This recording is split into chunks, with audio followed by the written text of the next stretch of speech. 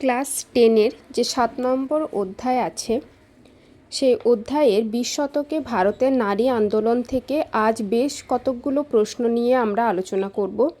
SLST interview বা class 10-এর যে সমস্ত স্টুডেন্টরা আছো তাদের জন্য এটি উপকারী। বঙ্গভঙ্গ আন্দোলনে নারীদের কতটা ভূমিকা ছিল?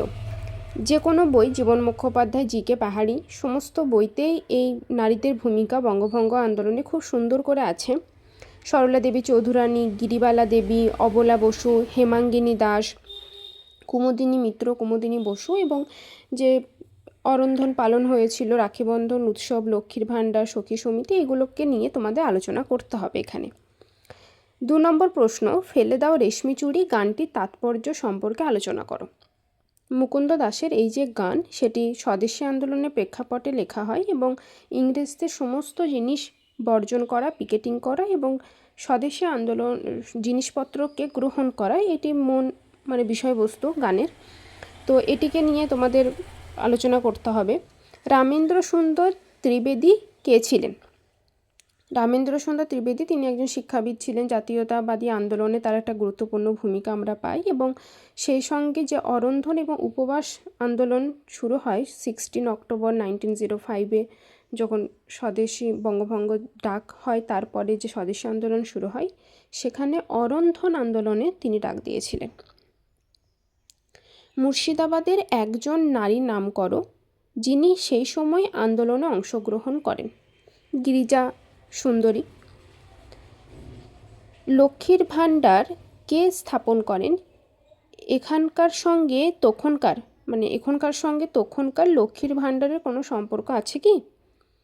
লক্ষ্মীর ভাণ্ডার আমরা জানি যে সরলা দেবী চৌধুরানী করেছিলেন।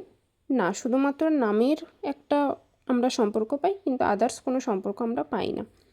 কলকাতার মিলন মন্দির কেন প্রতিষ্ঠা করা হয়েছিল? আনন্দমোহন বসু 1905 খ্রিস্টাব্দে 16 অক্টোবরের পরে এটি প্রতিষ্ঠা করেন, যে হিন্দু মুসলিম সম্প্রদায়ের মধ্যে একটা মেলবন্ধন খোঁজার প্রশ্নে তিনি এটি প্রতিষ্ঠা করেছিলেন।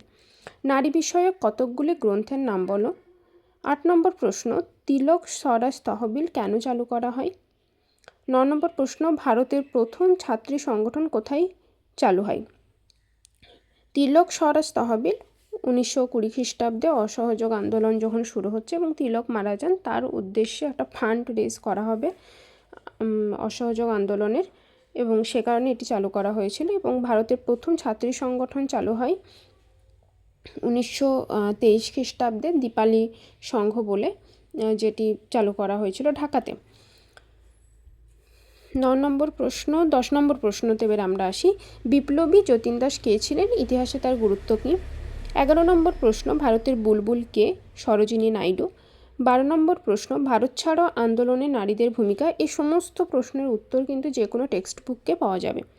তবু প্রশ্ন কেমন হতে পারে, প্রশ্নের ধরন কী ধরনের হতে পারে, সেই কারণে আমি এই প্রশ্নগুলোকে আলোচনা করছি। সশস্ত্র বিপ্লবে প্রতিবাদী প্রীতিলতা ওয়াদ্দেদারের ভূমিকা। তোমার মতে ইতিহাসের সবথেকে শক্তিশালী নারী চরিত্র কোনটি? যেটি তোমাদের নিজের পার্সোনাল এটা মত হবে, সেটা মধ্য ভারত থেকে হতে পারে, প্রাচীন যুগ থেকে হতে পারে, আধুনিক যুগ থেকে হতে পারে, এবং রিসেন্ট যদি কোনো নারী চরিত্র তোমাদের থাকে সেটা তোমরা তুলে ধরতে পারো। এশিয়ার প্রথম নারী বাহিনী কোনটি?